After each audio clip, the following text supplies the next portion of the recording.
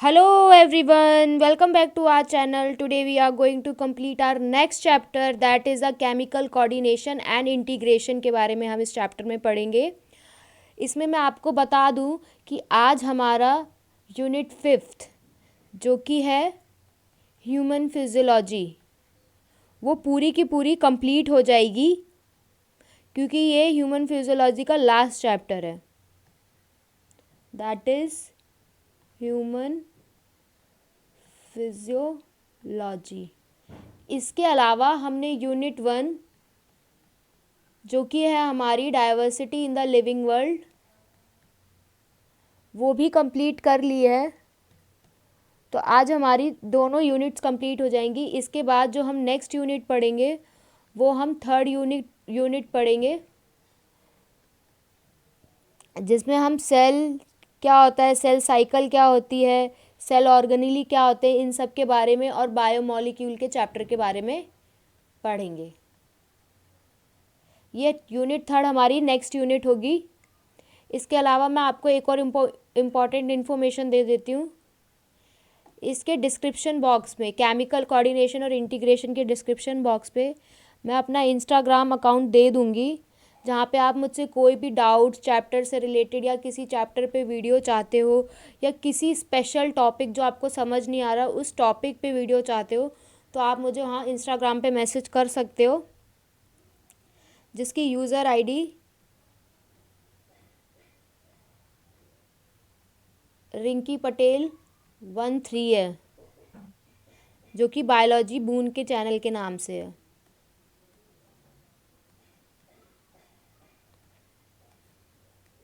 ये चैनल का नाम है और यूज़र आईडी रिंकी पटेल 13 है। यहाँ से आगे हम अपना नेक्स्ट चैप्टर स्टार्ट करते हैं, केमिकल कोऑर्डिनेशन और इंटीग्रेशन। इस चैप्टर में अभी हम क्या पढ़ेंगे, इसमें हम सारे हार्मोन्स के बारे में पढ़ेंगे, उनका रेगुलेशन कैसा होता है, इन सब सारी चीज़ों के बारे में पढ़ेंगे। तो चलिए यहाँ से अपना चैप्टर शुरू करते हैं। जैसा कि हमने पिछले चैप्टर में पढ़ा कि जो न्यूरल सिस्टम होता है वो हमें point two point rapid coordination provide करता है। क्या प्रोवाइड करता है? क्विक रैपिड कोऑर्डिनेशन प्रोवाइड करता है point two point among the organs के बीच में। ये जो न्यूरल कोऑर्डिनेशन होता है हमारा ये बहुत ज़्यादा फास्ट होता है बट शॉर्ट लिव्ड भी होता है, बहुत थोड़े टाइम पीरियड के लिए रहता है। As the nerve fibre do not innervate all the cells of the body and the cellular function need to be continuously regulated. एक special kind of coordination and integration has to be provided. जो हमारी nerve fibres होती हैं वो पूरी तरीके से इंटरवेट नहीं कर पाती हैं बॉडी की सारी सेल्स के साथ, इसीलिए बहुत सारे सेलुलर फंक्शंस की भी ज़रूरत पड़ती है ताकि जो हमारी सेल है वो कॉन्टिन्यूसली रेगुलेट करती रहे। तो उसके लिए एक स्पेशल काइंड ऑफ कोऑर्डिनेशन और इंटीग्रेशन मेथड देखा गया है जो कि कौन करता है, that is carried out by our hormones, जो कि हमारे हार्मोन्स करते हैं। तो जो हमारा न्यूरल सिस्टम है और हमारा एंडोक्राइन सिस्टम है वो जॉइंटली कोऑर्डिनेट करते हैं, रेगुलेट करते हैं physiological function in the body. ये हमने न्यूरल सिस्टम में भी पढ़ा था, ये इंट्रोडक्शन में ही, कि न्यूरल सिस्टम और एंडोक्राइन जो होते हैं वो आपस में एक दूसरे से लिंक होते हैं, कोऑर्डिनेटेड होते हैं। सेम चीज़ यहाँ पर भी यही लिखी हुई है कि जो न्यूरल सिस्टम और एंडोक्राइन सिस्टम होते हैं that they are jointly coordinated and regulate करते हैं जितने भी हमारे बॉडी में फिजियोलॉजिकल फंक्शंस हो रहे होते हैं उनको। इसके बाद हम आगे बढ़ते हैं। एंडोक्राइन ग्लैंड्स और हार्मोन्स होते क्या हैं? तो जो एंडोक्राइन ग्लैंड्स जिनके पास डक्ट नहीं होती, ऐसे ग्लैंड्स जिनके पास डक्ट सिस्टम नहीं होता उसको हम क्या कहते हैं? डक्टलेस ग्लैंड कहते हैं। क्या कहते हैं? Hence called as a ductless gland. Their secretion are called hormones. और उनके सिक्रीशन को जो इनमें इन डक्टलेस ग्लैंड से जो हार्मोन्स निकल रहे होते हैं, जिसका सिक्रीशन हो रहा होता है, उसको हम क्या कहते हैं? हार्मोन्स कहते हैं। इसके बाद यहीं से हमें हार्मोन की डेफिनेशन पता चल जाती है। That is a hormone is a chemical produce by an endocrine glands. Hormone क्या होता है? दैट इज़ अ केमिकल जो प्रोड्यूस करते हैं कौन? Endocrine glands. और कहाँ पे रिलीज करते हैं? That they are release into a blood stream and transported to a distinct locate target organ and has a current scientific definition as follows. इसके बाद यहाँ पे इसकी एक और डेफिनेशन दे रखी है, लेकिन हमें इतना पता चल गया है कि जितने भी हमारे एंडोक्राइन ग्लैंड्स होते हैं वो एक तरीके का केमिकल रिलीज करते हैं, उसी को हम हार्मोन्स कहते हैं। वो जो हमारे हार्मोन्स होते हैं वो ब्लड स्ट्रीम में जाते हैं, इसके बाद वो अलग अलग जगह ट्रांसपोर्ट होते हैं अलग अलग टारगेट ऑर्गन्स में, डिस्टिंक्ट मतलब डिफरेंट डिफरेंट टारगेट ऑर्गन्स में जाके ट्रांसपोर्ट होते हैं। तो यहाँ से हमारी जो एक्चुअल डेफिनेशन है हार्मोन्स की वो क्या है, that is a actual definition जो हार्मोन्स की है वो ये है कि that they are non nutrients chemical. ये कैसे केमिकल्स होते हैं, नॉन न्यूट्रिएंट्स केमिकल्स होते हैं which act as a intracellular messenger, जो कैसे एक्ट करते हैं, इंटरसेलुलर मैसेंजर की तरह एक्ट करते हैं, and produces in trace amount, और कैसे अमाउंट में प्रोड्यूस होते हैं, बहुत थोड़े अमाउंट में प्रोड्यूस होते हैं, act as a intercellular messenger की तरह काम करते हैं, and they are a non nutrients chemical. The new definition covers a large number of new molecules in addition to a hormone secreted by organized endocrine glands. Invertebrates poses a very simple endocrine system. तो हमारे जो invertebrates होते हैं मतलब lower invertebrates होते हैं उनके पास बहुत सिंपल तरीके का एंडोक्राइन सिस्टम होता है और बहुत कम हार्मोन्स होते हैं। Where as number of chemical act as a hormone, बहुत सारे केमिकल हार्मोन की तरह एक्ट करते हैं और एक कोऑर्डिनेशन प्रोवाइड करते हैं, कहाँ पे, वर्टिब्रेट्स में। उसी को हम ह्यूमन एंडोक्राइन सिस्टम कहते हैं, जो कि हम आगे नेक्स्ट टॉपिक में पढ़ेंगे कि ह्यूमन एंडोक्राइन सिस्टम क्या होता है, कैसे रेगुलेट करता है, इन सब के बारे में यहाँ पर हम ह्यूमन एंडोक्राइन सिस्टम में पढ़ेंगे। तो यहाँ से हम अपना आगे का टॉपिक, नेक्स्ट जो टॉपिक है that is a human endocrine system, इसको स्टार्ट करते हैं कि इसके अंदर क्या क्या आता है। That includes the endocrine system and hormone producing diffuse tissues and cells. वो ये हमारे जितने भी एंडोक्राइन ग्लैंड्स होते हैं या जो ये हार्मोन प्रोड्यूस हो रहे हैं डिफ्यूज टिश्यूज़ और सेल्स में, ये बॉडी के अलग अलग पार्ट्स में लोकेट होते हैं, जिसको हम एक साथ क्या बोलते हैं, एंडोक्राइन सिस्टम बोलते हैं। इसमें क्या क्या देखने को मिलता है हमें, pituitary, pineal, thyroid, adrenal, pancreas, parathyroid, thymus, gonads में मेल्स में टेस्टिस देखने को मिलती है, फीमेल्स में ovary, are organised as a endocrine bodies in our body. और इनको हम क्या कहते हैं, दे आर एंडोक्राइन बॉडीज़, जो कि कहाँ प्रेजेंट होती है, हमारी बॉडी में। इनके एडिशन के साथ साथ बहुत कुछ ऐसे ऑर्गन्स भी होते हैं जैसे gastro intestinal tract, liver, kidney, heart, ये भी हार्मोन्स प्रोड्यूस करते हैं।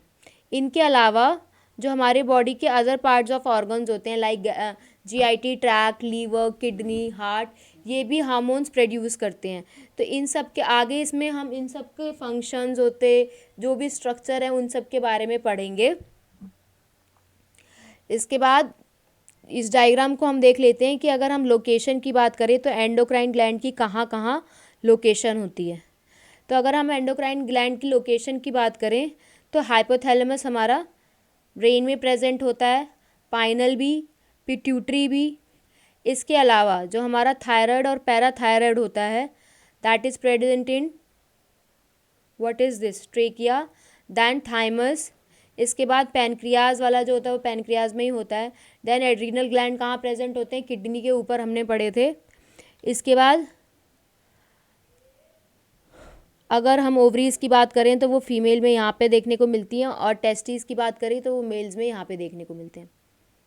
ठीक है, इतना कंप्लीट हो गया। नेक्स्ट अब जो हम टॉपिक पढ़ेंगे वो हमारा हाइपोथैलेमस है, कि इस हाइपोथैलेमस में क्या होता है, कैसे रेगुलेशन होते हैं, इन सब के बारे में आगे हम जितने भी हमारे एंडोक्राइन बॉडीज़ हैं, यहाँ से हमारा मेन चैप्टर जो है वो स्टार्ट होता है। So let's begin our chapter. यहाँ से हम हाइपोथैलेमस की स्टार्टिंग करने जा रहे हैं। जो हमारा हाइपोथैलेमस होता है वो कहाँ प्रेजेंट होता है, पहले इसके बारे हमें लोकेशन के बारे में दिया है। That is hypothalamus is the basal part of a diencephalon. Diencephalon का बेसल पार्ट होता है हाइपोथैलेमस, और ये डायासिफ्लॉन कहाँ प्रेजेंट होता है, फोर ब्रेन में। इसका काम क्या होता है, ये wide spectrum of body functions को रेगुलेट करता है। इनके पास बहुत ज़्यादा ग्रुप ऑफ न्यूरोसिक्रेटरी सेल्स होती हैं जिन्हें हम न्यूक्लियाई कहते हैं, जो कि हार्मोन्स प्रोड्यूस करते हैं। ठीक है, क्या होता है, इनके पास ग्रुप ऑफ न्यूरोसिक्रेटरी सेल्स होती हैं जिनको हम न्यूक्लियाई कहते हैं, और दैट प्रोड्यूसेस आ हार्मोन्स। अगर हम हार्मोन्स की बात करें तो hormones regulate the synthesis and secretion of the pituitary hormone.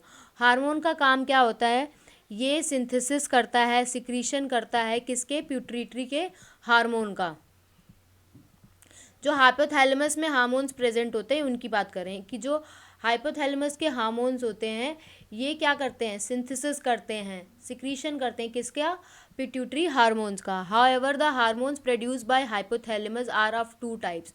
जो हार्मोन्स हाइपोथैलेमस प्रोड्यूस करता है वो दो तरीके के होते हैं।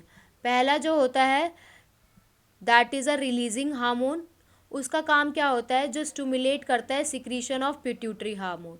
दूसरा होता है इनहिबिटिंग हार्मोन, जिसका काम क्या होता है, that inhibits the secretion of pituitary hormone. ठीक है, तो जो हमारा हाइपोथैलेमस होता है ये दो तरीके के हार्मोन्स प्रोड्यूस करता है, that is a releasing hormone, मतलब या तो पिट्यूटरी हार्मोन की सिक्रीशन को बढ़ा देगा, या फिर इनहिबिटरी हार्मोन, या तो फिर वो पिट्यूटरी हार्मोन्स की सिक्रीशन को कम कर देगा, इनहिबिट कर देगा। फॉर एग्जांपल अगर हम बात करें, जो एक हमारा हाइपोथैलेमिक हार्मोन है जिसे हम गोनाडोट्रोपिन रिलीजिंग हार्मोन कहते हैं, क्या बोलते हैं, गोनाडोट्रोपिन रिलीजिंग हार्मोन। इसका काम क्या होता है, ये हमारे पिट्यूटरी ग्लैंड को, पिट्यूटरी ग्लैंड की सिंथेसिस करता है और क्या करता है, गोनाडोट्रोपिन्स रिलीज करता है। क्या करता है, गोनाडोट्रोपिन्स रिलीज करता है। ऑन द अदर हैंड उसी जगह पे अगर हम सोमैटोस्टैटिन की बात करें, वो भी कहाँ से प्रोड्यूस होता है, that is produce from the hypothalamus. वो क्या कर देता है, इनहिबिट करता है किसकी, ग्रोथ हार्मोन की रिलीज की। अगर ग्रोथ हार्मोन रिलीज हो रहा है तो उसका इनिबिशन कौन कर देगा, that is a somatostatin, and the somatostatin is produce by our hypothalamus. ये जो हार्मोन्स होते हैं इनका जो ऑरिजिन होता है that they originating in the hypothalamic neurons. ये हार्मोन्स जो होते हैं ये कहाँ ओरिजिनेट होते हैं, हाइपोथैलेमिक न्यूरॉन्स में होते हैं। इसके बाद ये एक्सॉन्स के थ्रू पास होते हैं और कहाँ रिलीज हो जाते हैं, नर्व एंडिंग्स में। इसके बाद ये जो हार्मोन्स होते हैं ये कहाँ पहुँचते हैं, पिट्यूटरी ग्लैंड्स के पास रीच करते हैं, किसकी हेल्प से, with the help of portal secretory system, और रेगुलेट करते हैं the functioning of the anterior pituitary. Anterior pituitary की फंक्शंस को क्या करते हैं, रेगुलेट करते हैं। क्या होता है, ये जो हार्मोन्स होते हैं पहले ये पिट्यूटरी ग्लैंड के पास पहुंचते हैं। अभी पिट्यूटरी ग्लैंड के पास पहुंचे कैसे, with the help of portal circulatory system के पास। इसके बाद इनका काम क्या होता है, एंटीरियर पिट्यूटरी के जितने भी हार्मोन्स होते हैं उनके फंक्शंस को क्या करते हैं, ये रेगुलेट करते हैं। अगर हम पोस्टीरियर पिट्यूटरी की बात करें, एंटीरियर पिट्यूटरी की तो बात हो गई कि जो हाइपोथैलेमस हो वो मतलब कैसे रेगुलेट करता है। अगर हम पोस्टीरियर पिट्यूटरी की बात करें तो वो डायरेक्ट किसके कंट्रोल में होते हैं, that they are neural regulation of hypothalamus. वहाँ पे इनका डायरेक्ट रेगुलेशन होता है, न्यूरल रेगुलेशन किसके साथ, हाइपोथैलेमस के साथ। तो यहाँ पे अभी हम देख लेते हैं कि हमने इस हाइपोथैलेमस में क्या क्या पढ़ा।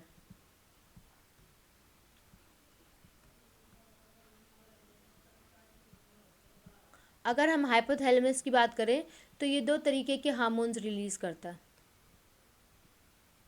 Releasing and inhibitory. रिलीजिंग का काम क्या होता है, पिट्यूटरी से रिलीज कराना हार्मोन्स का। एग्जाम्पल गोनाडोट्रोपिन्स का रिलीज कराना, release of a gonadotropin. Gonadotropin कहाँ प्रेजेंट होता है, that is present in a pituitary gland.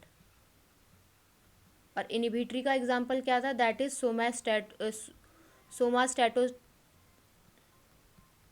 जो कि क्या करता है, इनहिबिट करता है किसका, कम कर देता है रिलीज ऑफ ग्रोथ हार्मोन, जो कि कहाँ से मिलता है हमें, पिट्यूटरी से।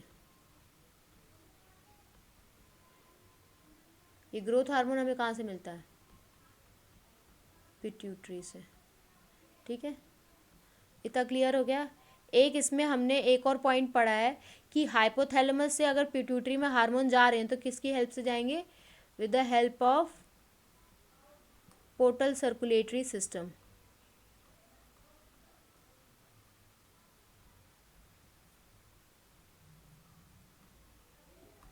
ठीक है, इसकी हेल्प से जाएंगे। और जो हमारा पोस्टीरियर पिट्यूटरी होता है वो डायरेक्ट किसके कंट्रोल में होता है, न्यूरल रेगुलेशन ऑफ हाइपोथैलेमस के कंट्रोल में होता है। यहाँ तक क्लियर है, आगे बढ़े। अब हमारा जो नेक्स्ट हार्मोन है, नेक्स्ट जो एंडोक्राइन ग्लैंड है, that is a pituitary gland. This is a next endocrine gland. Pituitary gland क्या है? That is a next endocrine gland. इसमें अभी हमें बहुत सारे हार्मोन्स देखने को मिलेंगे. तो इसको हम यहाँ से बिगिन करते हैं. जो हमारा पिट्यूटरी ग्लैंड होता है, पहली बात है इसकी लोकेशन क्या होती है. हमने हाइपोथैलेमस की लोकेशन पढ़ी थी. हाइपोथैलेमस की लोकेशन क्या होती है? That is a basal part of a diencephalon. Diencephalon कहाँ प्रेजेंट होता है? फोर ब्रेन में. अगर हम पिट्यूटरी ग्लैंड की बात करें तो that is located in a bony cavity, जिसको हम क्या कहते हैं? ये बोनी कैविटी में प्रेजेंट होता है. उसको बोलते हैं सेला टर्सिका, जो कि किससे अटैच होता है? हाइपोथैलेमस से, with the help of stock. Stock की हेल्प के साथ पिट्यूटरी ग्लैंड अटैच होता है. किसके साथ? हाइपोथैलेमस के साथ. और कहाँ प्रेजेंट होता है? It is located in a bony cavity, जिसे हम बोलते हैं sella turcica. It is divided anatomically into two types. ये दो तरीके में डिवाइड होता है, that is adenohypophysis and neurohypophysis. ठीक है. जो हमारा एडिनोहाइफोसिस होता है वो फिर से दो पार्ट्स में डिवाइड होता है. एक को कहते हैं पार्स डिस्टेलिस और एक दूसरे को कहते हैं पार्स इंटरमीडिया. ठीक है. पार्स डिस्टेलिस वो रीजन होता है पिट्यूटरी का जिसे हम एंटीरियर पिट्यूटरी कहते हैं. और क्या क्या ये रिलीज करते हैं? That is a growth hormone, prolactin, thyroid stimulating hormone, adrenocortic hormone, luteinizing hormone and follicle stimulating hormone.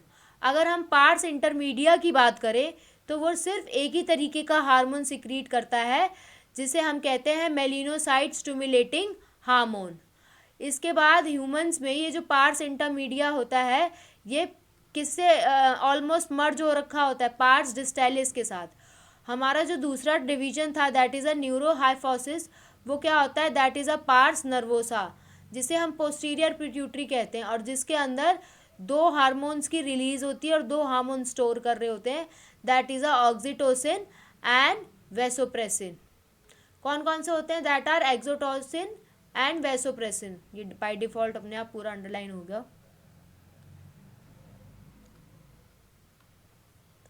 That is oxytocin and vasopressin. यहीं पे ये हार्मोन्स रिलीज भी होते हैं और स्टोर भी होते हैं, विच आर एक्चुअली सिंथेसाइज. ये जो एक्सोटोसिन और वेसोप्रेसिन होते हैं, ये वैसे कहाँ से सिंथेसिस हो रही होती है? इनकी हाइपोथैलेमस से होती है.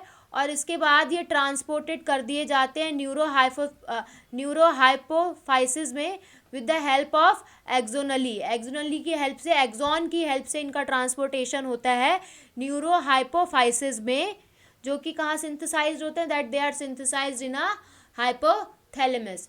यहाँ पे हमारा ये जो जितना भी डिवीजन था ये पूरा का पूरा कंप्लीट होता है. इसके अलावा इनके भी हम रूल्स एंड रेगुलेशन पढ़ लेंगे. हमने जो अभी पढ़ा है उसको हम डिस्कस कर लेते हैं. दैट इज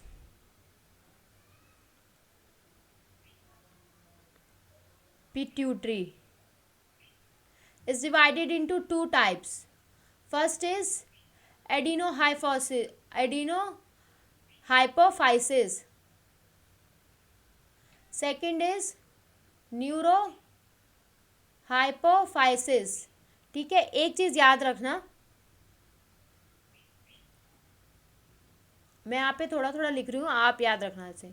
ये जो एडिनोहाइफोसिस होता है, यही नाम से पता चल रहा है, ये एंटीरियर होता है, एन वाला पोस्टीरियर होता है. ये जो होता है then it is divided into two types. That is a pars distalis and this is a pars intermedia and this is a pars nervosa. इसके अंदर एक ही हार्मोन होता है, दैट इज़ अ मेलानोसाइट. इसके अंदर दो होते हैं, ऑक्सीटोसिन एंड वेसोप्रेसिन, जो कि क्या करते हैं? हाइपोथैलेमस में इनका सिंथेसिस होता है और इसके बाद ये हाइपोफाइसिस में आ जाते हैं, ट्रांसपोर्ट हो जाते हैं with the help of axon. Pars distalis की बात करें तो यहाँ पे हमने क्या क्या देखा था? That is a prolactin hormone. Next is thyroid stimulating hormone. ठीक है. Next is a LH, then FSH, then growth hormone, then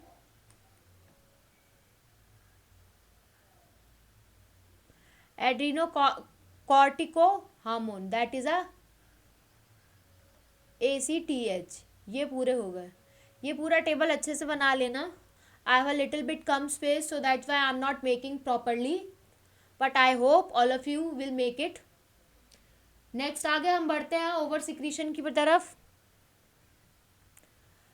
तो अगर हमारा ओवर सिक्रीशन हो रहा होता है जीएच का, that is a growth hormone की बात हो रही है. अगर ग्रोथ हार्मोन का ओवर सिक्रीशन हो रहा होता है तो एबनॉर्मल ग्रोथ होने लगती है बॉडी में, जिसकी वजह से जाइनेटिज्म हो जाता है, मतलब बहुत बड़ा इंसान हो जाता है. और लो सिक्रीशन की वजह से क्या हो जाती है, स्टंटेड ग्रोथ, जिसे हम क्या कहते हैं, डॉर्फिज्म कहते हैं. Excess secretion of growth hormone in adults specially in middle as.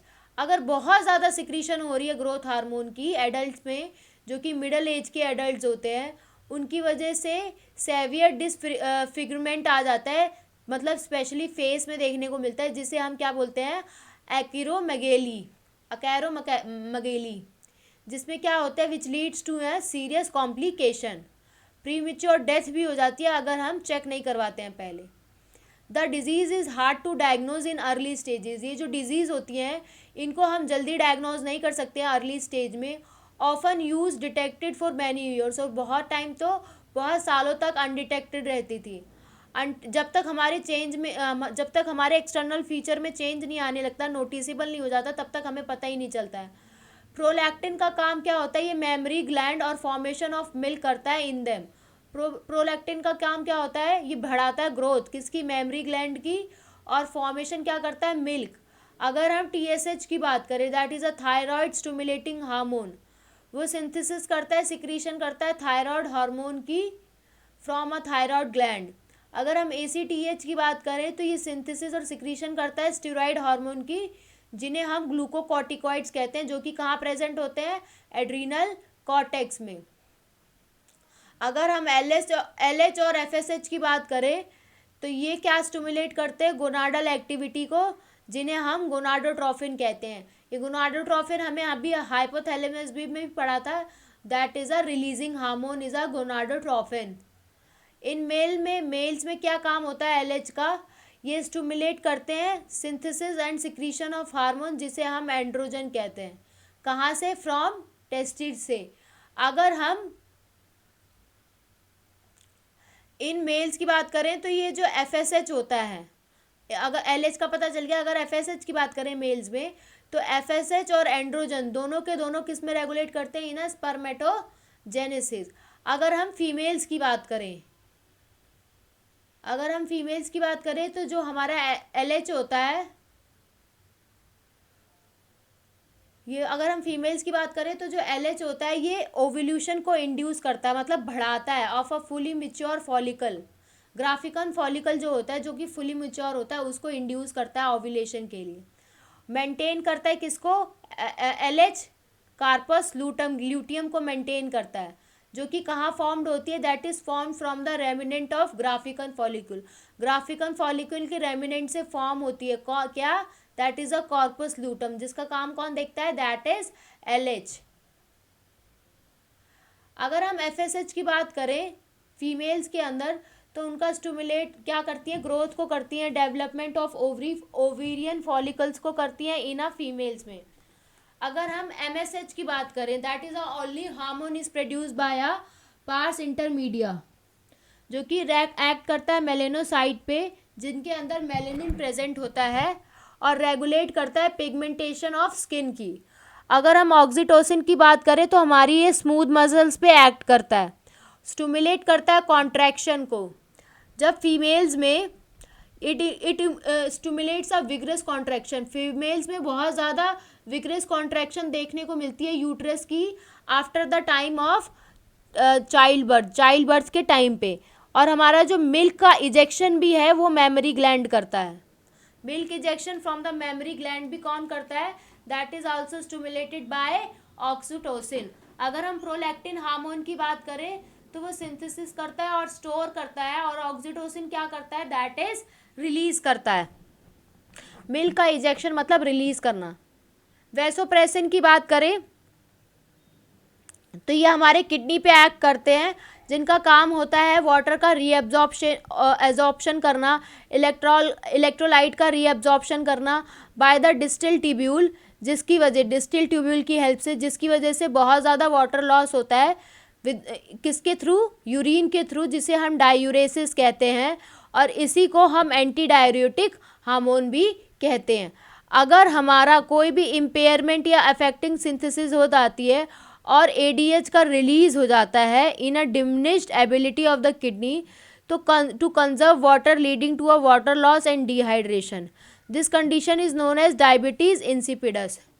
तो अगर हमारी सिंथेसिस नहीं हो पा रही है, इम्पेयरमेंट हो गया सिंथेसिस में, मतलब किसकी इम्पेयरमेंट में, एडीएच की इम्पेयरमेंट में, या हमारा जो एडीएच है वो रिलीज नहीं हो पा रहा है किडनी से, तो जो हमारी वाटर कंज्यूम करने की टेंडेंसी है वो लूज कर देगा, और क्या कर देगा, वाटर लॉस होने लगेगा और डिहाइड्रेशन होने लगेगा।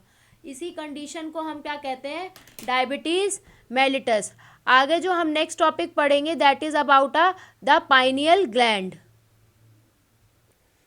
इसके बाद हम आगे देखते हैं, पाइनियल ग्लैंड की तरफ बढ़ते हैं। पाइनियल ग्लैंड जो होता है वो कहाँ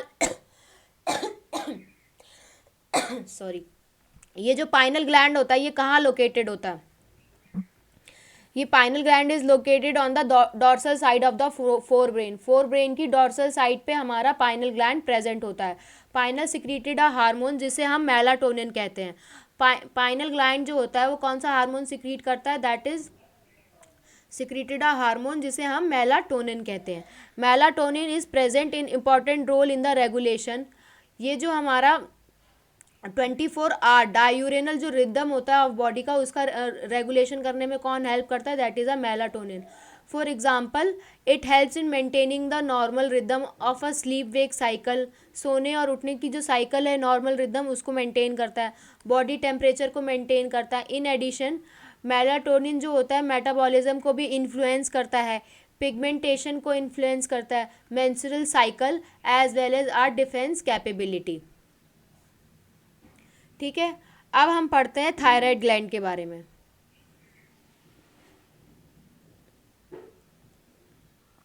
ये जो थायराइड ग्लैंड होता है ये 2 लोब्स का बना होता है, which is located on either side of the trachea, जो कि ट्रेकिया के आइदर साइड पे, दोनों साइड्स पे प्रेजेंट होते हैं। Both the lobes are interconnected with a thin flap of connective tissue जिसे हम इस्थमस कहते हैं। ये दोनों के दोनों लोब्स जो होते हैं वो आपस में इंटरकनेक्टेड होते हैं, किसके साथ, एक थिन फ्लैप के साथ कनेक्टिव टिश्यू की, जिसे हम इस्थमस कहते हैं। ये जो थायराइड ग्लैंड होता है ये किसका बना होता है, फॉलिकल्स का और स्ट्रोमल टिश्यूज़ का बना होता है। कौन सा, thyroid gland.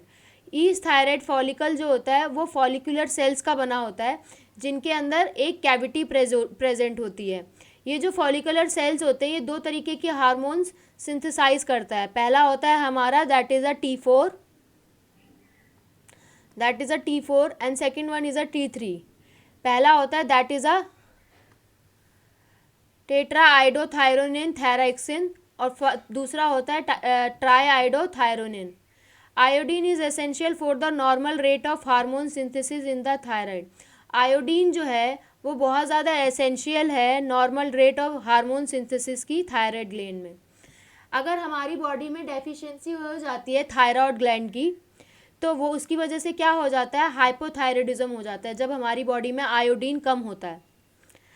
And enlargement of thyroid gland, और बहुत बार ऐसा होता है जो थायराइड ग्लैंड है वो बहुत ज़्यादा बड़ा हो जाता है, एनलार्ज हो जाता है, तो उससे क्या बोलते हैं, दैट इज़ अ गॉइटर। क्या बोलते हैं, that is a goitre.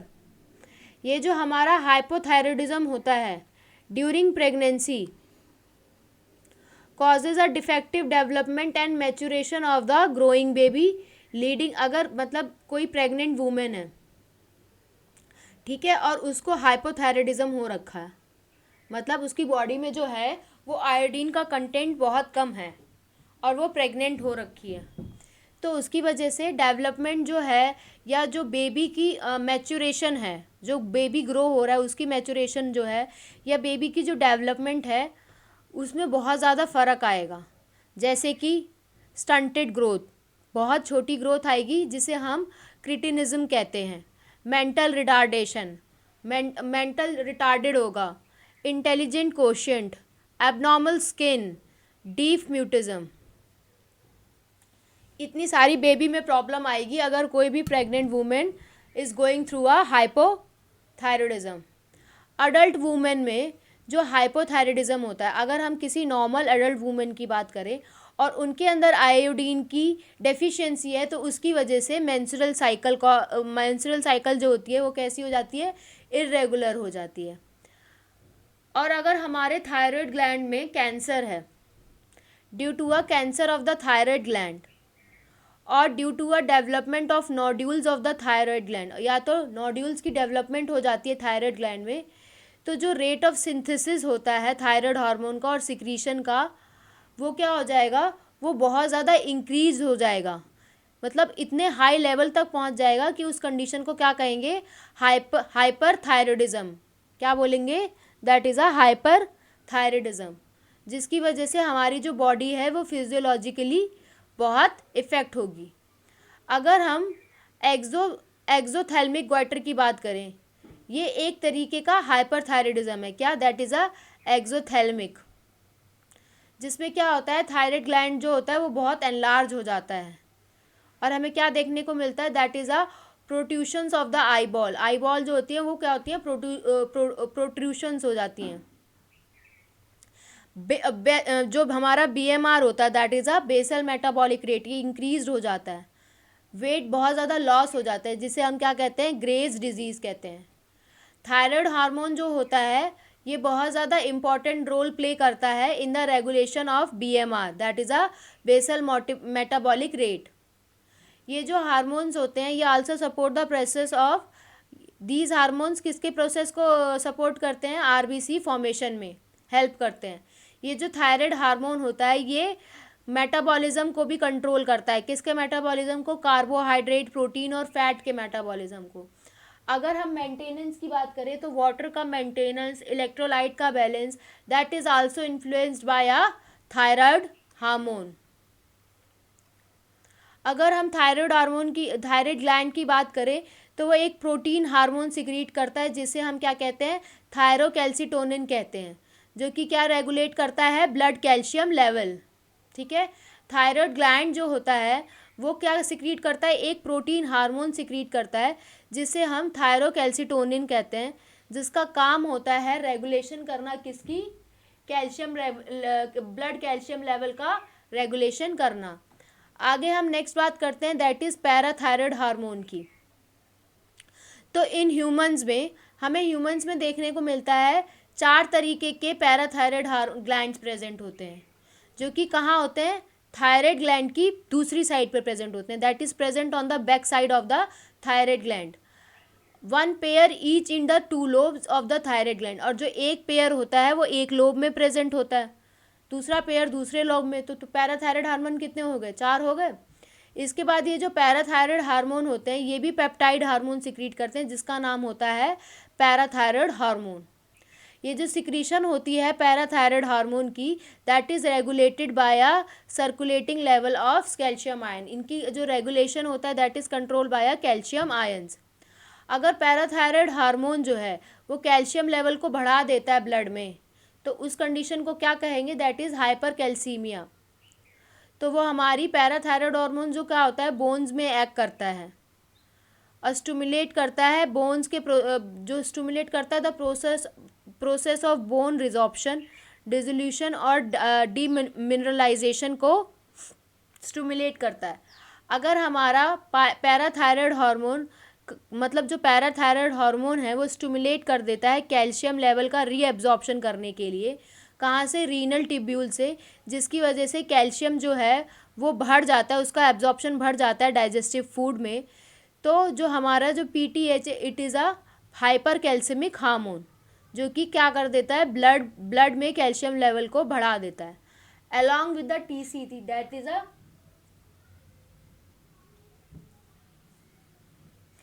TCT क्या होता है, that is a thyroid calcitonin hormone, जो कि एक सिग्निफिकेंट रोल करता है play, that is in a calcium balance in the body. तो यहाँ पे क्या लिखा है, जो हमारे रीनल ट्यूब्यूल्स हैं वहाँ पे पैराथायराइड हार्मोन ने क्या किया, वहाँ पे जो कैल्शियम प्रेजेंट है उसकी उसके रीअब्जॉर्प्शन को स्टिमुलेट कर दिया, तो वो वहाँ पे बहुत ज़्यादा रीनल ट्यूब्यूल्स में से कैल्शियम को एब्जॉर्ब कर रहा है। इसके बाद जो भी हमारा डाइजेस्टिव फूड है वहाँ से भी कैल्शियम का एब्जॉर्प्शन ज़्यादा हो जाएगा। तो एक तरीके से जो ये PTH है that is a hyper calcaemic hormone, जो कि इसका मेन काम यही होता है कि हमारे कैल्शियम लेवल को बढ़ा देता है, कहाँ पर, ब्लड में। और जो अलॉन्ग विद द TCT के साथ भी that is a thyroid calcitonin जो हार्मोन होता है that is a thyroid hormone जो होता है वो भी एक सिग्निफिकेंट रोल प्ले करता है किसमें, कैल्शियम बैलेंस में इन द बॉडी में। अगर नेक्स्ट हम थाइमस की बात करें, थाइमस ग्लैंड जो होता है वो लॉबुलर स्ट्रक्चर का होता है और ये लंग्स के बीच में प्रेजेंट होता है। और कहाँ प्रेजेंट होता है, स्टर्नम के behind on the ventral side of aorta, aorta की वेंट्रल साइड पे प्रेजेंट होता है। स्टर्नम के बिहाइंड मतलब स्टर्नम के पीछे प्रेजेंट होता है, बिटवीन द लंग्स होता है। थाइमस का काम होता है बहुत ज़रूरी किसमें, इम्यून सिस्टम में। इम्यून सिस्टम की डेवलपमेंट के लिए थाइमस बहुत ज़रूरी होता है। ये जो ग्लैंड होता है ये भी पेप्टाइड हार्मोन सिक्रीट करता है जिसका नाम होता है थाइमोसिन। ये जो थाइमोसिन होता है ये डिफ्रेंसिएशन करता है किसका, टी लिम्फोसाइट का, जो कि क्या प्रोवाइड करती है, सेल मीडिएटेड इम्यूनिटी प्रोवाइड करती है। इन एडिशन थाइमोसिन का जो काम होता है वो प्रमोट करता है प्रोडक्शन ऑफ एंटीबॉडीज़। थाइमोसिन इसके बाद क्या करता है, एंटीबॉडीज़ की प्रोडक्शन करने लगता है ताकि वो क्या प्रोवाइड कर सके, ह्यूमरल इम्यूनिटी। ये जो हमारा थाइमस होता है ये डीजनरेट हो जाता है ओल्ड इंडिविजुअल्स में। जैसे जैसे हम बड़े होते जाते हैं वैसे वैसे हमारा थाइमस रिड्यूस्ड होता जाता है, क्योंकि और उसके बाद जो हमारी थाइमोसिन की जो प्रोडक्शन है वो भी ओल्ड एज में हमें कम देखने को मिलेगी। एज अ रिज़ल्ट जो इम्यून सिस्टम होता है वो ओल्ड पर्सन में बहुत ज़्यादा कैसा होता है, वीक होता है। Now next is a adrenal gland. अगर हम एड्रीनल ग्लैंड की बात करते हैं तो our body has a one pair of adrenal gland that is situated in the anterior part of the kidney. हमने किडनी में देखा था कि किडनी के ऊपर एड्रीनल ग्लैंड्स प्रेजेंट होते हैं। ये किसके बने होते हैं, they are composed of 2 types of tissue. जो सेंट्रली लोकेटेड होता है उसे हम एड्रीनल मेडुला कहते हैं और जो बाहर प्रेजेंट होता है उसे हम कॉर्टेक्स कहते हैं। अगर under production of hormones by the adrenal cortex, अगर एड्रीनल कॉर्टेक्स की जो प्रोडक्शन है वो कम हो रही है जिसकी वजह से कार्बोहाइड्रेट का मेटाबॉलिज्म ऑल्टर हो रहा है और कार्बोहाइड्रेट का मेटाबॉलिज्म कम हो रहा है और एक्यूट वीकनेस हो रही है, फैटीग हो रही बॉडी, तो उसकी वजह से एक डिजीज़ कॉज होगी जिसे हम क्या कहेंगे, एडिसन डिसीज़। ये किडनी होती है, किडनी के ऊपर एड्रीनल ग्लैंड प्रेजेंट होता है, दैट इज़ बाहर वाली साइड को कॉर्टेक्स कहते हैं और अंदर वाले को हम मेडुला कहते हैं। इसके बाद हम बात करते हैं एड्रीनल मेडुला की, दैट सिक्रीटेड 2 हार्मोन्स। पहला होता है एड्रीनलिन, दूसरा होता है नॉर एड्रीनलिन। एड्रीनलिन को ही एपिनेफ्रिन कहते हैं और नॉर एपिनेफ्रिन को नॉन एड्रीनलिन कहते हैं। और इन सब को क्या कहते हैं, दैट दीज आर कैटिकोलामाइंस। मेडुला क्या सिक्रीट करता है, कैटिकोलामाइन सिक्रीट करता है, that is a 2 types of hormone, adrenaline और नॉन एड्रीनलिन। एड्रीनलिन का ही दूसरा नाम है दैट इज़ अ एपिनेफ्रिन और नॉन एड्रीनलिन का दूसरा नाम है नॉन एपिनेफ्रिन। ये जो हमारे एड्रीनलिन होते हैं या ये नॉन एड्रीनलिन होते हैं ये बहुत ज़्यादा सिक्रीटेड होते हैं इन रिस्पॉन्स टू स्ट्रेस। ठीक है, जब हमें बहुत ज़्यादा स्ट्रेस हो रहा होता है उस टाइम पे सिक्रीट होते हैं या कोई भी इमरजेंसी सिचुएशन में सिक्रीट होते हैं, इसीलिए इन्हें हम इमरजेंसी हार्मोन्स या हार्मोन्स ऑफ फाइट और फ्लाइट कहते हैं। ठीक है, कौन से इमरजेंसी हार्मोन्स हैं, that is adrenaline and non adrenaline, that is secreted by adrenal medulla. ये जो हार्मोन्स होते हैं ये अलर्टनेस को बढ़ा देते हैं, प्यूपिलरी डायलेशन कर देते हैं, पिलोरिक्शन कर देते हैं मतलब raising of a hairs, sweating कर देते हैं। Both the hormones increases the heart rate को बढ़ा देते हैं, स्ट्रेंथ हार्ट कंट्रैक्शन का स्ट्रेंथ को बढ़ा देते हैं, रेट ऑफ रेस्पिरेशन को बढ़ा देते हैं। कैटिकोलामाइंस का काम क्या होता है, it stimulates the break down of glycogen. और ये कैटिकोलामाइंस किस में स्टिमुलेट करते हैं, जब ब्रेक डाउन हो रहा होता है ग्लाइकोजन का तो उसको बढ़ाते हैं, स्टिमुलेट करते हैं ताकि इंक्रीज अमाउंट ऑफ ग्लूकोज मिल सके हमें, कहाँ पर, ब्लड में। इन एडिशन ये ब्रेक डाउन ऑफ लिपिड और प्रोटीन का भी करते हैं। और प्रोटीन और लिपिड का भी ब्रेक डाउन कौन करता है? That is done by catecholamines. अगर हम कॉर्टेक्स की बात करें तो that is divided into 3 layers. What are these 3 layers? तो पहली होती है हमारी GFR से याद कर लो, that is glomerulosa, F is fasciculata, third is reticularis. ये जो होती है ये आउटर होती है, आउटर से इनर की तरफ, ठीक है, वही लिखा हुआ है यहाँ पे। Adrenal cortex divided into 3 layers. जो रेटिकुलर होती है इनर लेयर होती है, फेसिकुलेटा जो होती है वो मिडल लेयर होती है, और जो हमारी जोना ग्लोमेरुलोसा होती है वो क्या होती है? That is a outer layer. अगर हम एड्रिनल कॉर्टेक्स की बात करें तो ये बहुत सारे हार्मोन्स रिलीज करती है जिसे हम कॉर्टिकॉइड्स कहते हैं। ये जो कॉर्टिकॉइड्स होते हैं ये कार्बोहाइड्रेट का मेटाबॉलिज्म करने में हेल्प करते हैं, जिसे हम ग्लूकोकॉर्टिकॉइड्स कहते हैं। हमारी बॉडी में जो कॉर्टिसोल नाम का जो एक वो होता है वो एक मेन ग्लूकोकॉर्टिकॉइड है, ठीक है। कॉर्टिकॉइड के अंदर क्या आ रहा है? That is a cortisol. Corticoids जो होते हैं ये वाटर बैलेंस में काम आते हैं, इलेक्ट्रोलाइट बैलेंस में काम आते हैं, जिन्हें हम क्या कहते हैं? मिनरलोकॉर्टिकॉइड्स। और जो हमारा एल्डोस्टेरोन है वो मेन मिनरलोकॉर्टिकॉइड्स है इन आवर बॉडी में, ठीक है। अब इन्हीं के बारे में लिखा है, एक कॉर्टिसोल के बारे में लिखा है, दूसरा हमें दो तरीके के हार्मोन्स होते हैं, एक होता है ग्लूकोकॉर्टिकॉइड, दूसरा होता है हमारा मिनरल कॉर्टिकॉइड। जो हमारा ग्लूकोकॉर्टिकॉइड होता है उसका जो मेन हार्मोन है उसको हम कॉर्टिसोल कहते हैं, और हमारा जो मिनरल कॉर्टिकॉइड का मेन हार्मोन है उसको हम एल्डोस्टेरोन कहते हैं। अगर हम ग्लूकोकॉर्टिकॉइड्स की बात करें तो ये क्या करता है? ग्लूकोनियोजेनेसिस करता है, लाइपोलाइसिस करता है, लिपिड को तोड़ता है, प्रोटियोलाइसिस करता है, प्रोटीन को तोड़ता है, और इनहिबिट करता है cellular uptake and utilisation of amino acid, ठीक है। अगर हम कॉर्टिसोल की बात करें, cortisol is an important involved in maintaining the cardiovascular system as well as the kidney function। जो हमारा cortisol है वो इन्वॉल्व होता है किसमें? मेंटेनिंग अ कार्डियोवैस्कुलर सिस्टम, और किडनी के फंक्शन में इम्पॉर्टेंट होता है। ये जो ग्लूकोकॉर्टिकॉइड्स होते हैं पर्टिकुलरली, मतलब हमने जिस यहाँ पे किसकी बात करी है? कॉर्टिसोल की बात करी है। वो एंटी इन्फ्लेमेटरी रिएक्शंस भी प्रोड्यूस करता है, इम्यून रिस्पॉन्स को भी कम करता है। ये जो कॉर्टिसोल होते हैं दैट इज़ जो किसके अंदर आते हैं? ग्लूकोकॉर्टिकॉइड्स के अंदर आते हैं। ये आरबीसी की प्रोडक्शन भी करते हैं। इसी जगह हम एल्डोस्टेरोन की बात करें तो ये हमारा रीनल ट्यूब्यूल्स में एक्ट करता है, रीएब्जॉर्प्शन करता है सोडियम का, स्टिमुलेट करता है उसे, वाटर को स्टिमुलेट करता है, और एक्सक्रीशन करता है पोटेशियम का और फोस्फेट आयन का। एल्डोस्टेरोन का काम क्या होता है? इलेक्ट्रोलाइट को बैलेंस करना, बॉडी फ्लूइड को बैलेंस करना, ऑस्मोटिक प्रेशर को बैलेंस करना, और ब्लड प्रेशर को बैलेंस करना। अगर small amount of androgenic steroids की बात करें, किसकी बात करें? Small amount of androgenic steroids की बात करें, that is also secreted by adrenal cortex.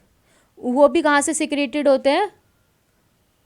Adrenal cortex से ही सिक्रेट होते हैं। कौन से? स्टेरॉइड्स, जो कि किस में रोल प्ले करते हैं? ग्रोथ ऑफ एक्सियल हेयर की ग्रोथ में करते हैं, प्यूबिक हेयर की ग्रोथ में, फेशियल हेयर की ग्रोथ में ड्यूरिंग प्यूबर्टी, ठीक है।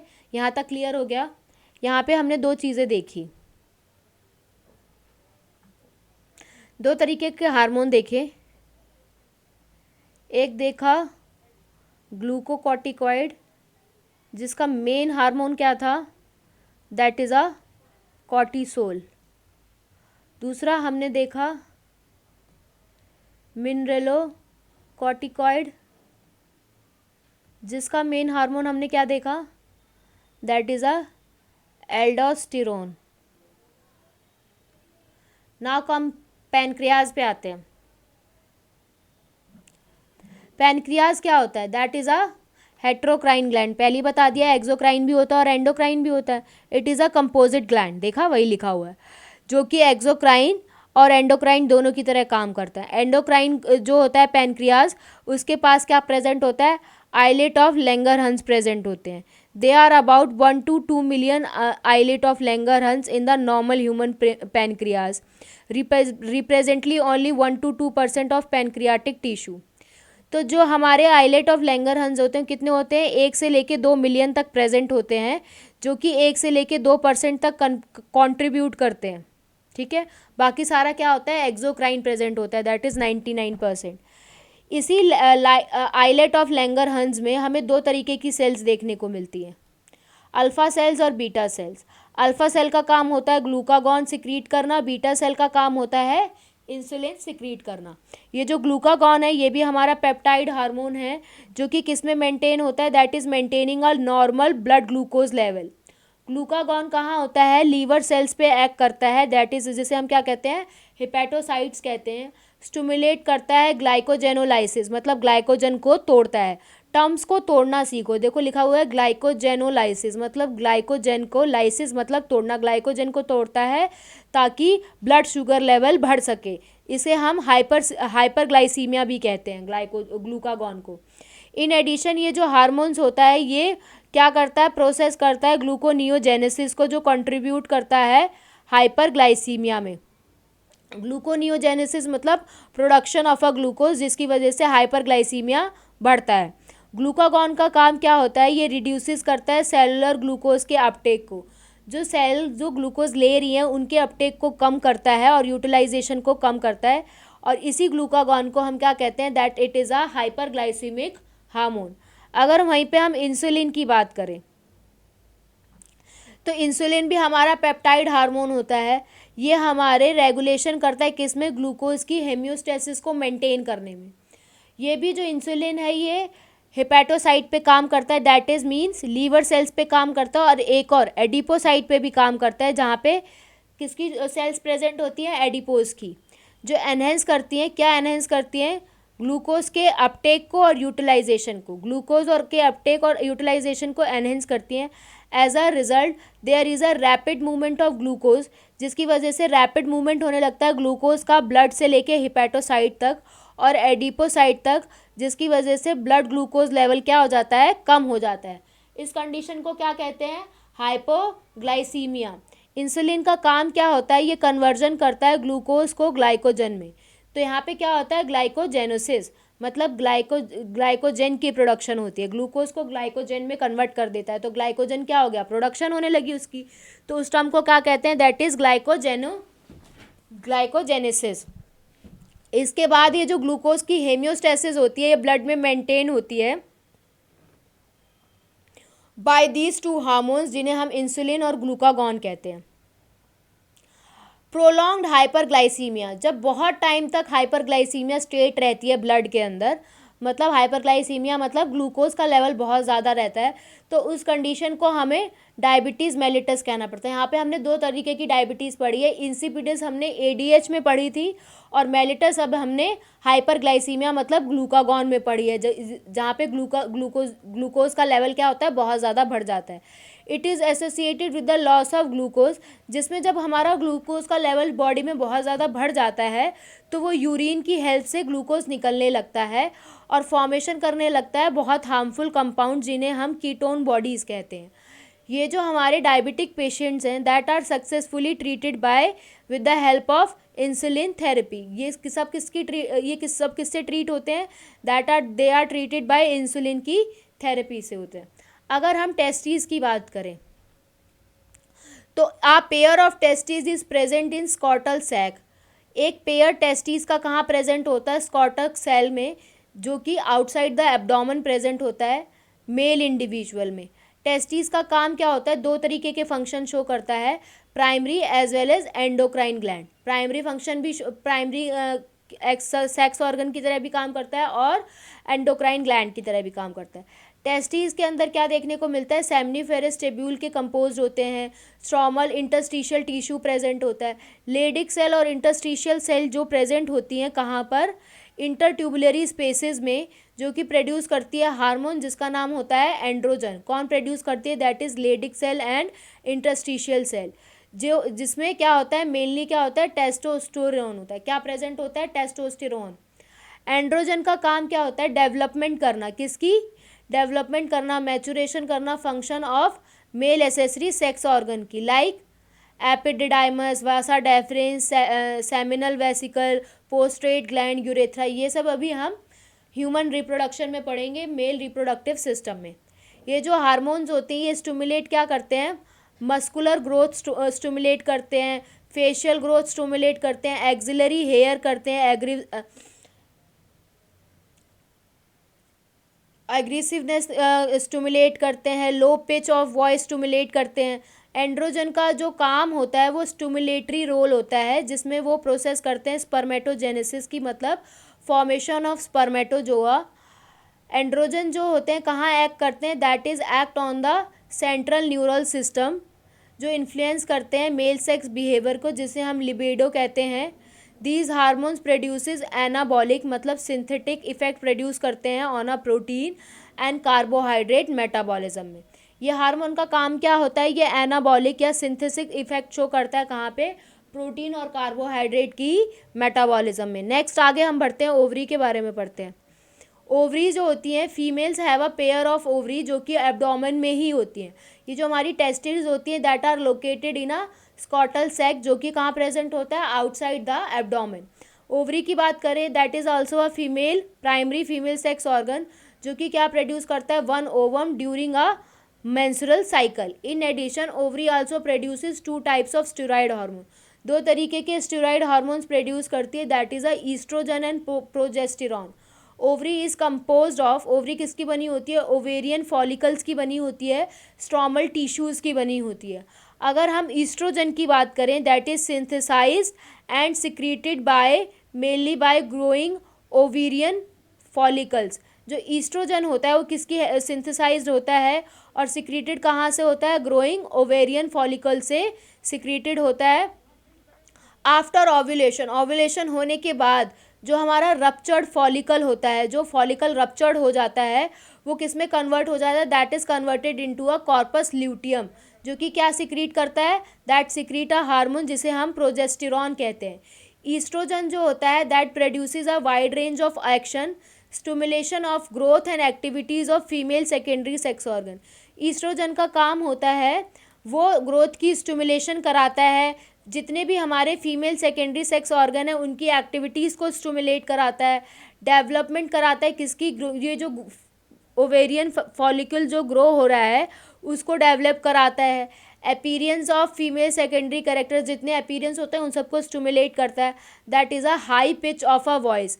मेल में हमें लो पिच देखने को मिलती है, फीमेल में हमें हाई पिच देखने को मिलती है। मेमोरी ग्लैंड्स की डेवलपमेंट कराता है।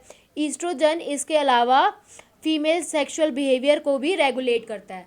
अगर हम प्रोजेस्टेरॉन की बात करें, जो कि कहाँ से सिक्रीट होता है, that is secreted from the corpus luteum. वो किसको सपोर्ट करता है, दैट सपोर्ट्स द प्रेगनेंसी।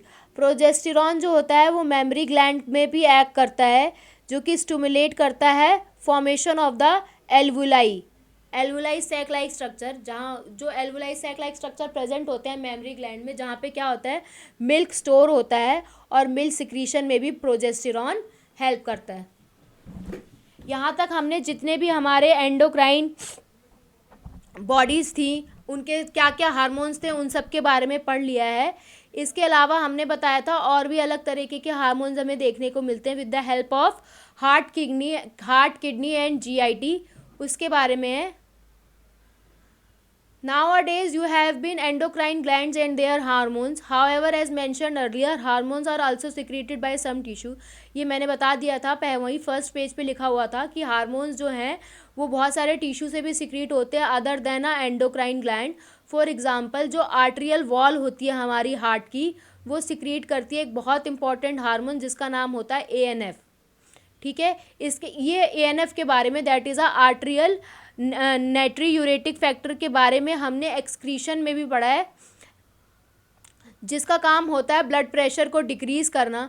जब ब्लड प्रेशर हमारा इंक्रीज़ हो जाता है तो ये ANF जो है वो सिक्रीट होता है और ब्लड वेसल का डायलेशन करता है, जिसकी वजह से हमारा जो है ब्लड प्रेशर डिक्रीज़ हो जाता है। ये जक्स्टा ग्लोमुलर सेल्स जो होती हैं, जगह सेल्स जो होती हैं, इन्हें हम GA जगह सेल्स भी बोलते हैं, इनके बारे में भी हमने एलिमिनेशन वाले चैप्टर में पढ़ा है, एक्सक्रीटरी वाले चैप्टर में, कि ये जो जक्सा ग्लोमुलर सेल्स होती हैं ये किडनी की होती हैं, ये प्रोड्यूसेस करती हैं, ये भी एक तरीके का पेप्टाइड हार्मोन जिसे हम क्या कहते हैं, इरिथ्रोपोएटिन कहते हैं, जो स्टिमुलेट करता है इरिथ्रोपोएसिस। क्या स्टिमुलेट, इरिथ्रोपोएसिस क्या होता है, that is a formation of RBC. अगर हम एंडोक्राइन सेल्स की बात करें, जो कि कहाँ प्रेजेंट होती है endocrine cells, that they are present in different parts of the GIT tract, जो कि 4 तरीके के पेप्टाइड हार्मोन सिक्रीट करते हैं। पहला होता है गैस्ट्रिन, दूसरा होता है सिक्रीटिन, तीसरा होता है कॉलीसाइटोकाइनिन और चौथा होता है गैस्ट्रिक इनिबिटरी पेप्टाइड। इनका क्या क्या काम होता है? जो हमारा गैस्ट्रिन होता है, नाम से पता चल रहा है गैस्ट्रिक ग्लैंड पे एक्ट करेगा और स्टिमुलेट करेगा secretion of HCl and pepsinogen की। अगर हम सिक्रीटिन की बात करें तो ये एक्सोक्राइन पैनक्रियाज में हमें देखने को एक्ट करता है। कहाँ करता है? पैनक्रियाज के एक्सोक्राइन पोर्शन में, जो कि स्टिमुलेट करता है किसकी? Secretion of water and bicarbonates ion की। अगर हम CCK की बात करें, दैट इज़ अ कॉलीसिस्टोकाइनिन की बात करें, अगर हम कॉलीसिस्टोकाइनिन की बात करें, दैट इज़ अ CCK, वो हमारा पैनक्रियाज और गैल ब्लैडर दोनों पे एक्ट करता है और स्टिमुलेट क्या करता है? सिक्रीशन किसका? पैनक्रियाटिक एंजाइम्स का और बाइल जूसेस का। ठीक है, पैनक्रियाज में अटैक मतलब एक्ट करेगा तो पैनक्रियाटिक एंजाइम्स देखने को मिलेंगे, और अगर हमें गैल ब्लैडर की बात करेंगे तो वहाँ से हमें किसका सिक्रीशन देखने को मिलेगा? बाइल जूसेस का। अगर हम GIP की बात करें, that is a gastric inhibitory peptide की, वो भी गैस्ट्रिक की सिक्रीशन जो हो रही होती है उसको कम करता है, इनिबिट करता है, मोटिलिटी को भी इनहिबिट करता है। इसके अलावा बहुत सारे और नॉन एंडोक्राइन टिश्यूज़ हैं जो सिक्रीट करते हैं हार्मोन, जिन्हें हम ग्रोथ फैक्टर्स कहते हैं। ये जो फैक्टर्स होते हैं ये किसके लिए एसेंशियल होते हैं? For the normal growth of a tissue and their repairing and regeneration. जो भी ग्रोथ हो रखी होती है नॉर्मल टिश्यू की, उनकी ग्रोथ के लिए एसेंशियल होते हैं ये ग्रोथ फैक्टर्स जो टिश्यूज़ होते हैं, या रिपेयरिंग के लिए उन टिश्यूज़ की, या उन टिश्यूज़ की रीजनरेशन के लिए होते हैं। इसके बाद हमारा लास्ट टॉपिक है आज के चैप्टर का, that is a mechanism of hormone action. Hormone किस तरीके से एक्ट करता है उसके मैकेनिज्म की बात कर रहे हैं। That is a hormone produces their effect. Hormone अपने इफेक्ट कैसे प्रोड्यूस करता है? That is act on a target tissue. जब ये टारगेट टिश्यू पे एक्ट करेगा तभी अपना हार्मोन क्या है? इफेक्ट प्रोड्यूस करेगा। और ये बाइंड कैसे होते हैं? विद द स्पेसिफिक प्रोटीन, जिसे हम कहते हैं हार्मोन रिसेप्टर, जो कि कहाँ प्रेजेंट होते हैं? जिस टारगेट ऑर्गन पे एक्ट करेंगे वहीं पे प्रेजेंट होंगे। ये जो हार्मोन रिसेप्टर होते हैं ये सेल मेम्ब्रेन में प्रेजेंट होते हैं। टारगेट सेल की सेल मेम्ब्रेन में प्रेजेंट होते हैं हार्मोन के रिसेप्टर। या तो ये मेम्ब्रेन बाउंड रिसेप्टर्स होते हैं, the receptor present inside the target cell, और बहुत सारे ऐसे भी होते हैं रिसेप्टर जो टारगेट सेल के अंदर प्रेजेंट होते हैं, उन्हें हम क्या कहते हैं? Intracellular receptor. Mostly nuclear receptors जो होते हैं, और बहुत सारे न्यूक्लियर रिसेप्टर्स भी होते हैं जो कि कहाँ प्रेजेंट होते हैं? Present in the nucleus. Binding of a hormone to a receptor leads to a formation of, जब हार्मोन की बाइंडिंग होती है किसके साथ? रिसेप्टर के साथ, तो वहाँ पर एक फॉर्मेशन होती है किसकी? हार्मोन रिसेप्टर कॉम्प्लेक्स की। किसकी फॉर्मेशन होती है? That is a hormone receptor complex की। तो जो ईच रिसेप्टर होता है वो स्पेसिफिक होता है एक हार्मोन के लिए। Each receptor is specific to a one hormone own. तो हर रिसेप्टर हर हार्मोन के लिए ही स्पेसिफिक होता है, यही लिखा है, each receptor is specific to one hormone only, hence the receptors are specific. तो जितने भी हमारे रिसेप्टर्स होते हैं वो कैसे होते हैं? स्पेसिफिक होते हैं।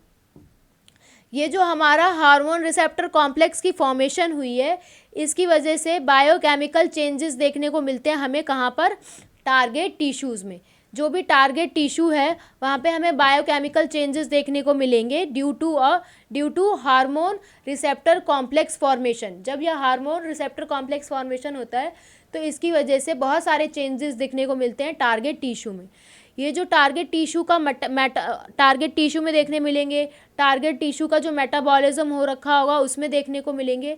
हैंस जितने भी हमारे फिजियोलॉजिकल फंक्शंस हैं that are all regulated by our hormones. तो वो सारे कौन रेगुलेट करते हैं? हार्मोन्स रेगुलेट करते हैं on the basis of their chemical nature. Chemical nature के बेस पे हार्मोन्स को हमने डिवाइड किया है। जो पेप्टाइड, पॉलीपेप्टाइड और प्रोटीन हार्मोन होते हैं वो कौन से होते हैं? इंसुलिन हमने पढ़ा था, that is a peptide hormone. Glucagon is also a peptide hormone. जितने भी हमारे पिट्यूटरी हार्मोन्स होते हैं वो सारे भी पेप्टाइड हार्मोन होते हैं, that is a growth hormone, prolactin hormone, gonadotrophins, that they all are a peptide hormone. और हमारे हाइपोथैलेमिक हार्मोन्स भी क्या होते हैं? पेप्टाइड हार्मोन, जिसमें हमने पढ़ा था रिलीजिंग हार्मोन और इनिबिटरी हार्मोन। अगर हम स्टेरॉइड्स की बात करें, that is a cortisol, testosterone, estradiol और प्रोजेस्टेरोन, ठीक है। अगर हम आइडोथायरोनिन्स की बात करें तो उसमें हमारे थायराइड हार्मोन्स आते हैं। और अगर हम अमीनो एसिड डेरिवेटिव्स की बात करें तो उसमें हमारा एपिनेफ्रिन आता है। तो अब इसमें यही लिखा है कि हार्मोन्स कैसे रिएक्ट करता है। अगर हार्मोन रिएक्ट करता है मेम्ब्रेन बाउंड रिसेप्टर के साथ, जो मेम्ब्रेन में रिसेप्टर प्रेजेंट हैं उनके साथ रिएक्ट कर रहा है बिना अंदर जाए, don't enter the target cell, अगर मेम्ब्रेन में ही रिसेप्टर प्रेजेंट है तो वो क्या जनरेट करेगा? सेकंड मैसेंजर जनरेट करेगा, जिसे हम क्या कहते हैं? साइक्लिक AMP, IP3 और कैल्शियम कहते हैं। क्या करते हैं? जो हमारा सेकेंडरी मैसेंजर, मतलब हमारा जब that this is a membrane, this is a receptor, तो अगर हमारा हार्मोन यही रिएक्ट कर गया तो हमें यहाँ पे सेकेंडरी मैसेंजर देखने को मिलेगा। वो जो सेकेंडरी मैसेंजर है वो क्या क्या हो सकता है? That is a AMP, IP and this is a calcium. ये 3 तरीके के हमें सेकेंडरी मैसेंजर देखने को मिल सकते हैं, जिनका काम क्या होगा? रेगुलेट करना सेलुलर मेटाबॉलिज्म को। और बहुत सारे हार्मोन्स ऐसे होते हैं जो कि कैसे इंटरेक्ट करते हैं? अंदर जाके, इंट्रा सेलुलर रिसेप्टर, जो कि टारगेट सेल के अंदर प्रेजेंट होते हैं। मैंने अभी बताया था ना कितने तरीके के रिसेप्टर होते हैं। तो जो अंदर जाते हैं वो कौन कौन से हार्मोन्स होते हैं? That is a steroid hormone और आइडोथायरोनिन हार्मोन। मतलब आइडोथायरोनिन मतलब थायरॉक्सिन, और स्टेरॉइड हार्मोन में आ गया हमारा कॉर्टिसोल, प्रोजेस्टेरॉन, ईस्ट्राडायोल, टेस्टोस्टेरोन। ये सारे क्या हो गए? हमारे वो हार्मोन्स जो कि टारगेट सेल के अंदर जाके रिएक्ट करते हैं। तो इनका काम होता है, ये रेगुलेट करेंगे एक जीन एक्सप्रेशन को और क्रोमोसोम के फंक्शन को by the interaction of hormone receptor complex with the genome. और जीनोम के साथ क्या बना लेंगे? जीनोम के साथ इंटरेक्शन करेंगे किसकी? हार्मोन रिसेप्टर कॉम्प्लेक्स की। इसके बाद हमें बायोकेमिकल एक्शंस देखने को मिलेंगे जो कि फिजियोलॉजिकल और डेवलपमेंट इफेक्ट पे डिपेंडेंट है। तो जैसे ये डायग्राम दे रखा है, ये जो हमारा हार्मोन है that is a FSH hormone. FSH क्या है? That is a pituitary hormone.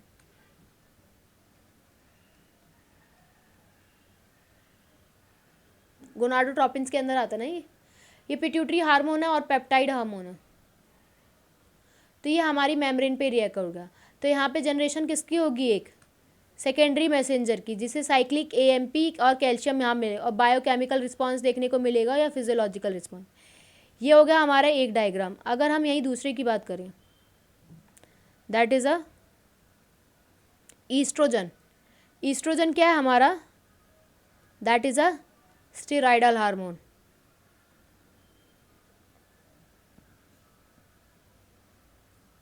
जो कि कैसे एक्ट करेगा? टारगेट सेल के अंदर जाके, जहाँ पे ये हार्मोन रिसेप्टर कॉम्प्लेक्स बनाएगा, जीनोम के साथ रिएक्ट करेगा, mRNA, फिर प्रोटीन और फिर फिजियोलॉजिकल रिस्पॉन्स दिखाएगा। इसके बाद यहाँ पे हमारा चैप्टर पूरा फिनिश होता है। यहाँ पे हमारा पूरा चैप्टर फिनिश हो रहा है, एंड हो रहा है, और हमारी यूनिट 5th है that is a human physiology, वो भी हमारी पूरी कंप्लीट होती है। नेक्स्ट जो वीडियो आएगी वो हमारी यूनिट 3rd पे आएगी, जिसके अंदर cell cycle, cell the unit of life और बायोमोलिक्यूल्स चैप्टर हैं। I hope all of you are liking my video. यहाँ पे मैं अपना बता देती हूँ, अगर आप में से किसी को भी किसी भी टॉपिक से रिलेटेड डाउट है, कुछ भी पूछना है, या आप किसी टॉपिक पे वीडियो पहले ही चाहते हो, कोई स्पेसिफिक टॉपिक है, अगर आप उसी पे वीडियो चाहते हो, तो मैं आपको अपना इंस्टाग्राम यूज़र ID बता दे रही हूँ, दैट इज़ अ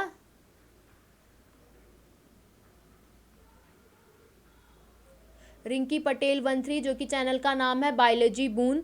मैं इसके डिस्क्रिप्शन बॉक्स पे भी उसको लिंक कर दूंगी, अपने इंस्टाग्राम अकाउंट को। यहाँ पे मैं अपना पूरा लेक्चर ख़त्म कर रही हूँ। Thank you so much. Next video जल्दी ही आएगी। Thank you once again all of you.